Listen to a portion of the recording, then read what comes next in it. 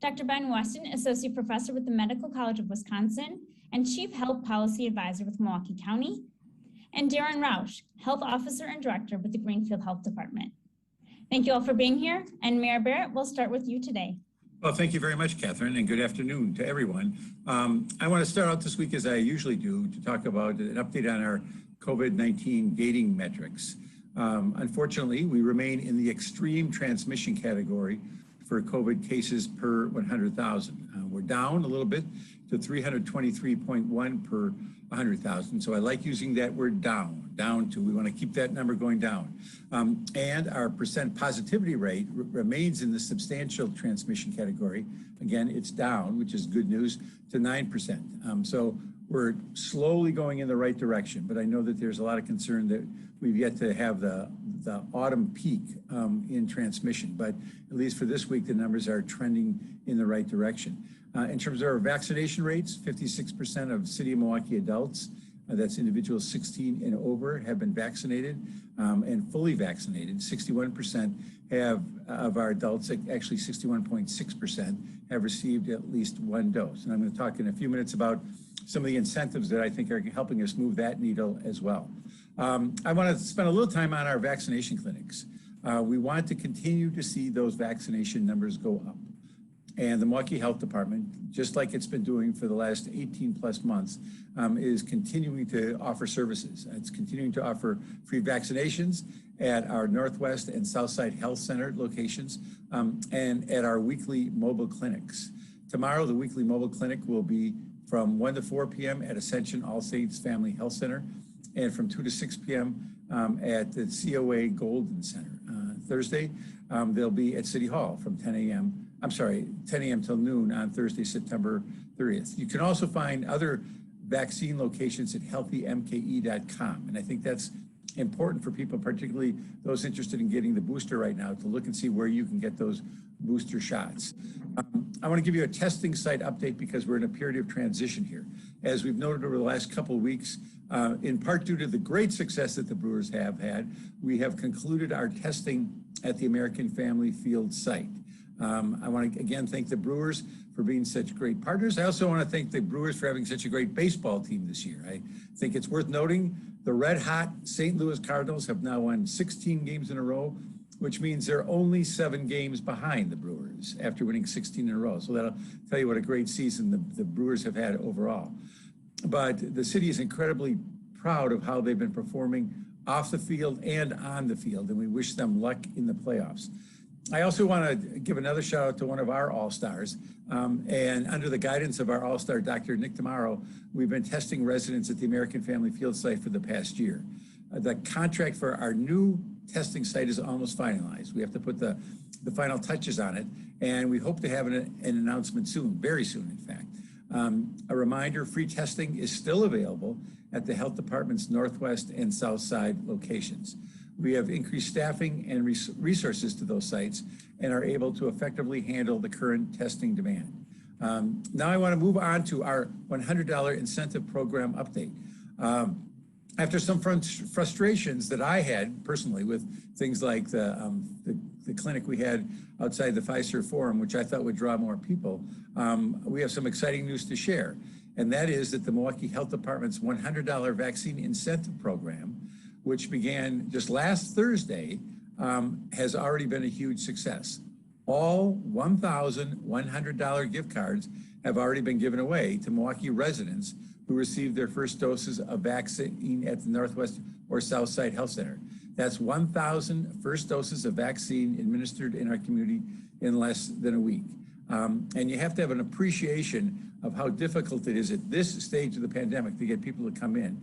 So I'm very, very pleased that we've had such a positive response. We've had a few calls from people who don't like the fact that people are getting the shot now for $100. My view is, look, we've got to get these numbers up. We have to get these numbers up. And I think this is an effective way for us to incentivize this program at this stage. So while our $100 incentive is over, please remember, and again, I'm hoping that the momentum is heading in this direction, the greatest benefit for the vaccination is the protection you get for yourself and those around you, in particular your loved ones, people you work with, people you go to church with, people you go out to drink with. please get vaccinated. So I want to talk a little bit about another aspect of the work that the health department has done over the last year and a half, because again, it has been so impressive. The health department has also seen measurable success in its homebound neighborhood and mobile vaccination efforts. And this is what I call the trench work. This is literally in the neighborhoods, in some of the neighborhoods where we're seeing the lowest penetration numbers. We've got our teams out there and they're doing just a great job. The homebound vaccination program began on May 17th, and to date, 556 doses of vaccine have been administered. The health department's neighborhood canvassing effort involves volunteers going door to door with members of the health department to talk to residents about the importance of vaccines and offer them vaccines on the spot. These efforts began in the first week of July, and 542 vaccines have been administered through this work. So you can see the numbers are starting to grow. An extra added bonus for that is 584 smoke detectors have also been installed by members of the fire department who have been on site monitoring residents following vaccination. So again, make your home safe and guard it against fires. Make yourself and your family safe by getting the vaccination. And the health department's mobile vaccine clinics have brought vaccine to residents across the city through churches, schools, community events, and organizations and other venues. And I actually was very impressed when I saw this number, because since March 4th, 412 clinics have been held and nearly 12,000 vaccinations have been given. That is a large number, and it just tells you just how committed our employees from the health department are. Finally, I want to talk about the booster. I want to touch on the availability of booster shots for the eligible groups following yesterday's guidance issued by the Wisconsin Department of Health Services. The following groups should receive a booster dose of Pfizer at least 6 months after receiving their second dose in order to fully strengthen their immunity. And this applies to those 65 years of age and older, or the guys I play sheepshead with. This is the group, people 65 and over, both men and women. Residents in long-term care, those 50 to 64 years of age with certain underlying medical conditions. Other eligible groups that may receive a booster include those 18 to 49 years of age with underlying medical conditions, and those from 18 to 64 at increased risk of exposure due to their job or institutional settings. This includes things like frontline essential workers and healthcare workers. So boosters are available at the health department's Northwest and South Side Health Center. They're also available at a number of pharmacies and private providers. So check around if you want that booster shot. And I'm assuming we're going to see a wave now of people who are eager to get the first shots and now want to get the booster. And I think that that's great. I hope that creates even more incentives for those individuals who have not even gotten their first shot to get it. So as of right now, the city has the capacity at its existing sites to administer these shots. And we will increase staffing and resourcing as needed. So just so you know, there's a lot of work that's going on. And with that, I'm going to turn it over to Dr. Weston. Dr. Weston. All right, thank you, Mr. Mayor. Good afternoon. First, to our numbers, we are currently seeing in Milwaukee County an average of 341 new cases per day and about 3 deaths per day. Overall, our cases remain high with steady positivity, while hospitalization numbers do continue to rise. We now have the official word on booster doses of the vaccine from the CDC. Now, to be eligible for the booster shot, you must meet the following criteria. You must have received Pfizer for your 2 doses, and you must have received that second dose at least 6 months ago.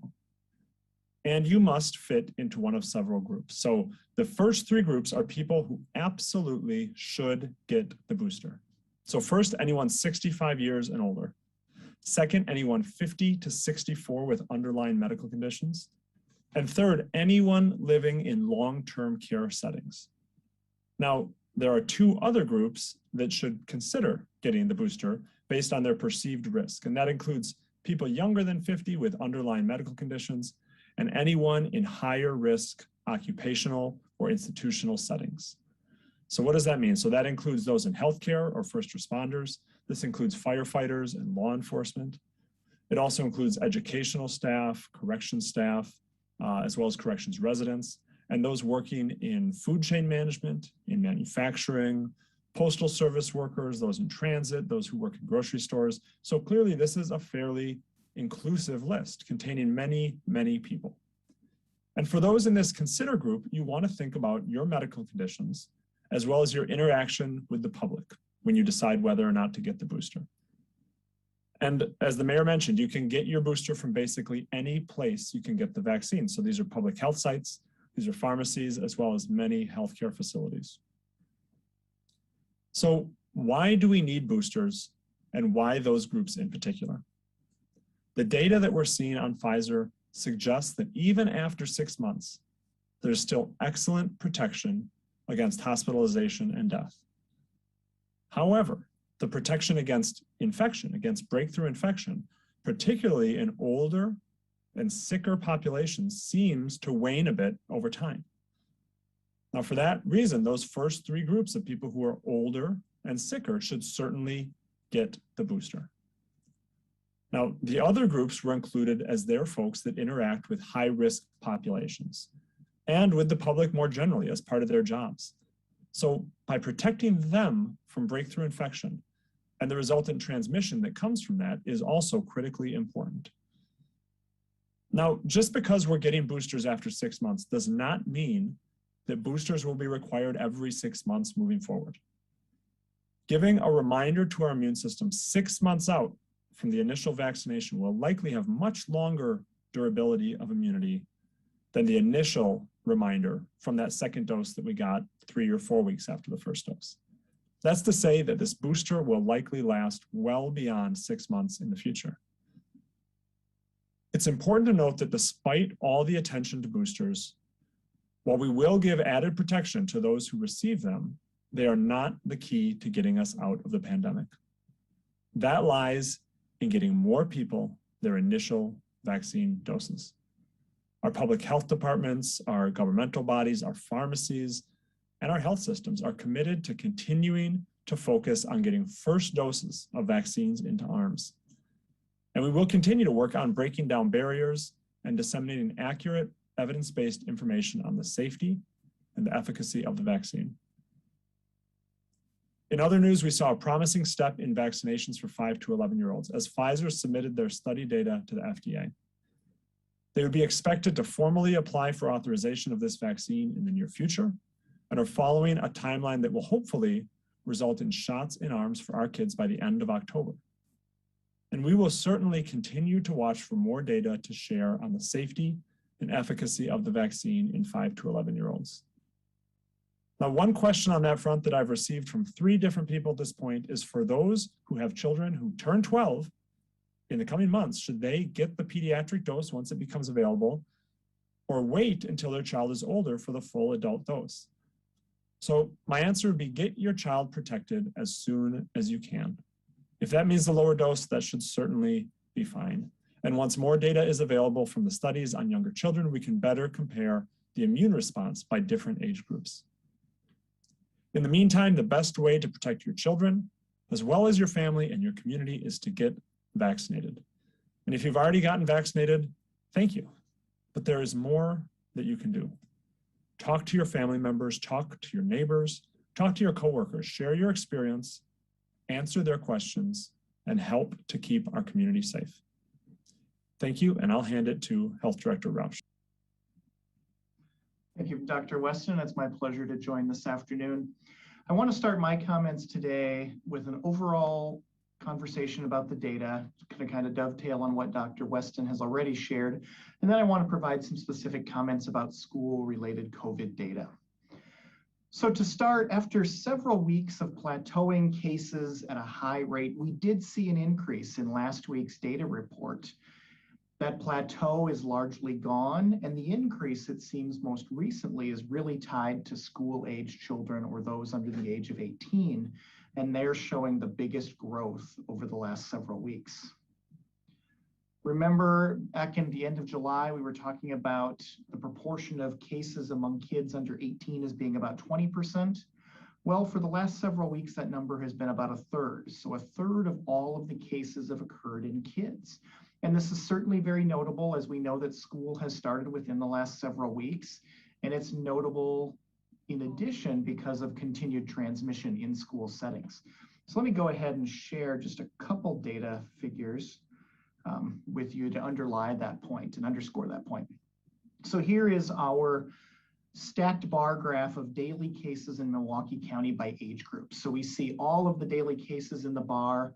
Adults are in blue, kids under the age of 18 are in purple, and we can see that throughout the history, kids were a small proportion of the overall total of cases. But again, starting in mid to late July, we saw an increasing proportion of kid cases as a proportion of the total. And that's something we're monitoring very, very closely. The other thing I want to share is this figure, which underscores the fact that last week's data, last Tuesday, the last day in that weekly report data cycle, we reflected the highest 7-day average for kids in the city of Milwaukee for COVID-19 than we have at any point previously in the pandemic. So if you see here, previously the highest was on November 10th of 2020. And here on September 14th of 2021, we're seeing even higher 7-day averages for the city of Milwaukee. We're not seeing that yet in the suburban communities, but certainly that is trending upwards. And again, when we look at kid data, we also look at it both by those 18 and under and those 17 and under. And certainly when we look at this graphic here of 17 years of age and under, we see a more marked difference in the 7-day average as it was reflected last Tuesday versus back on November 10th. So this is something we're going to want to continue to monitor.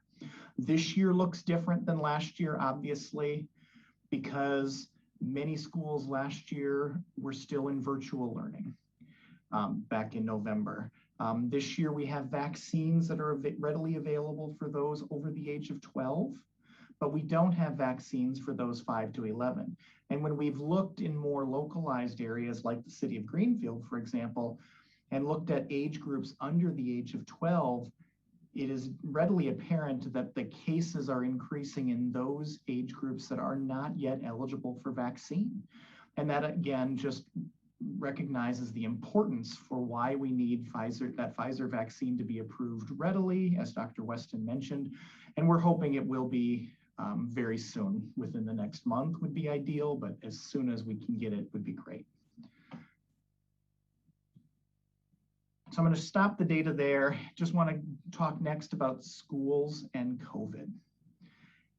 And this is an interesting conversation, one that I've had many times with school leaders, parents, and others throughout the community. We knew going into this school year there was going to be a challenge with COVID-19.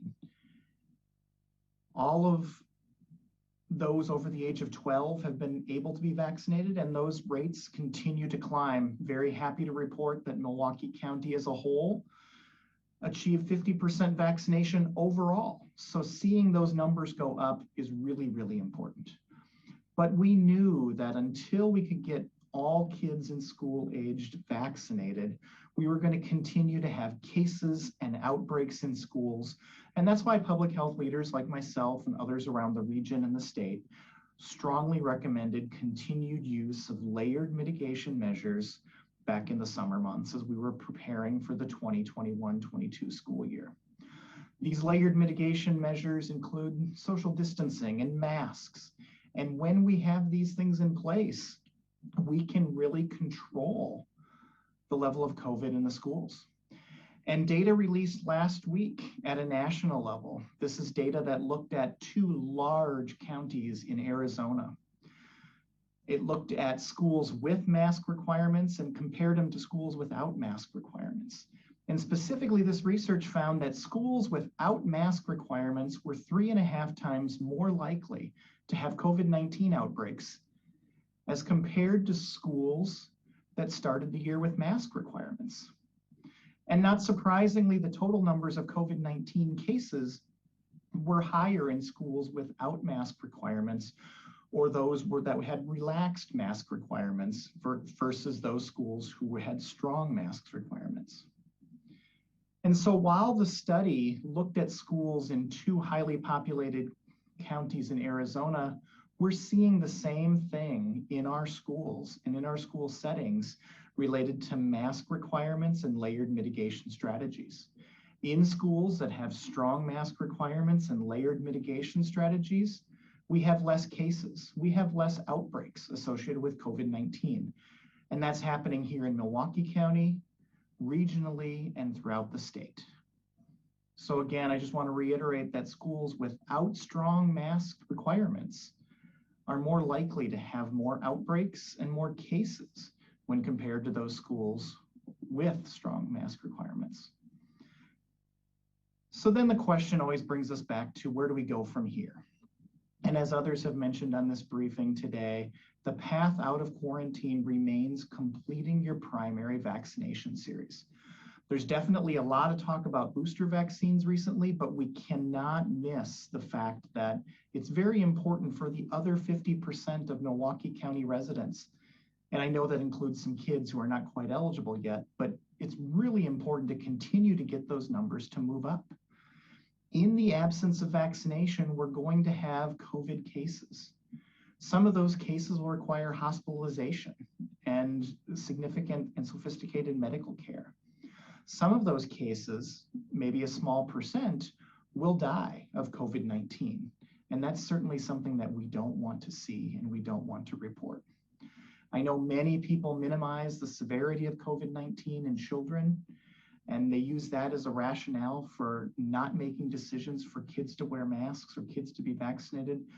But I'm here today to tell you that the risk is real in kids. And while those numbers of deaths are small, any reported death in a Wisconsin school child is tragic, and it is preventable by the vaccine. As a father of 3 children myself, I certainly want to do everything I can to keep those in my family safe. And certainly I urge all of you to do what you can to keep your family, your friends, your coworkers, and others safe throughout the community. Thank you very much, and I'll now turn the briefing back to Catherine. Thank you, Director Rausch. Our first question comes from Rich Ravito with the Milwaukee Magazine. For anyone who's just wondering, the Milwaukee Bucks ownership said yesterday that the team plans to host watch parties for the Milwaukee Brewers in the Deer District during the playoffs. Have you spoken to the Bucks about their plans, and do you have any concerns given the current gating metrics? I have not spoken to the Bucks. I don't know if they've had any contact with their health department, so I will check on that. I want to see exactly what steps they're taking and see how they're working with their health department before I make a final decision on that. But again, I did not know that they were planning this until Rich asked that question. Right. Well, sounds good, Rich. We can always follow up with you on that. Our next question is from Ben Wagner with WISN 12. I'll ask the first question, which is for the mayor. With the success of the $100 gift cards for the first doses, are there any plans for additional incentive programs? Well, we are looking into future incentives. It's unlikely to be exactly the same, but again, we're very pleased with how it's worked, and we're going to see what we can do next. So we're looking into that right now. Thank you, Mayor. Dr. Weston, perhaps you can chime in on the next question. Nationally, Johns Hopkins says it appears that we're at or near the peak of this current wave of infections. Do you believe we're near that point here in Wisconsin? Well, I certainly hope so. We are seeing some signs of leveling off of cases and hospitalizations. And at a national level, we're certainly seeing that as well. Now, what we're also seeing is the kind of migration in COVID patterns. Previously, we had a ton of cases in the South and the Southeast. Now we're starting to see more cases in the Pacific Northwest, as well as some other Northwestern states, as well as the Middle and Upper Midwest. So we'll certainly see as back to school continues, as colder weather starts setting in, what sort of trends we're going to have. Right now, our disease burden, our positivity rate certainly seems stable. It does not seem to be going down in Wisconsin at this point. All right, we'll stick with COVID questions first, and if there are any other questions at the end, I can ask those. So our next question is from Rebecca Clough with TMJ4 for Dr. Weston or Director Rausch. Milwaukee Public Schools closed when they hit a 3% positivity. Why the 3% cutoff? How does that help stop transmission? Are there studies that show that the 3% threshold works for stopping transmission in schools? If that's a number specific to the City of Milwaukee Public Schools, I would have to defer to City of Milwaukee Public Schools on how they came up with that number. Now, certainly you have to have some sort of cutoff. Higher disease burden makes it much more risky that you could have transmission in schools. But as far as how they got the exact number, I would defer that question to them. Thank you, Dr. Weston. I'll hold just one more minute to see if there are any other, oh, okay. We have a question coming in from Corey Hess with Milwaukee, Wisconsin Public Radio. Okay, it's also DNC related, so I guess we'll move into those. Wisconsin might not be tipping point state by 2024. Do you think it would be difficult for Milwaukee to get a second shot at the DNC? I think that Milwaukee has a great shot to get a second shot at the DNC because I think that we put together such a solid proposal last time. And if we put together anything close to the proposal we put together for 2020, I think that we're going to be right there among the lead horses. So if we decide to go forward, again, and the step that I took yesterday was to let the Democratic National Convention or Committee know that we are interested in putting a bid in. So that will be months from now. And as you may or may not recall, the final decision for the 2020 convention was not made till March of 2019. So we're still several years away from a final decision in any of this. I'll ask Kristen's question in case there's anything else to add. Kristen Barbarezzi with CBS 58 says, in regards to Milwaukee's bid for the DNC, what are the next steps and how will your ambassador nomination impact the process? The ambassador nomination has no impact whatsoever. Again, this will be a community effort led by people here locally. So that's going to remain the same regardless of whoever is mayor. In terms of what's going to happen in the next steps, this, as I mentioned, was the first step. Just saying, yes, we're interested. Keep us on your radar screen. It was sent out, I think, to 20 cities. It'll be interesting to see how many of those 20 cities responded. And that does not mean you're putting the bid in. It says, keep me on your radar screen. So that's the step we took yesterday. Thank you, Mayor. Those are all of the questions I'm seeing in the chat. So that will conclude today's briefing. Thank you all for joining us today, and we'll see you next week. Thank you very much.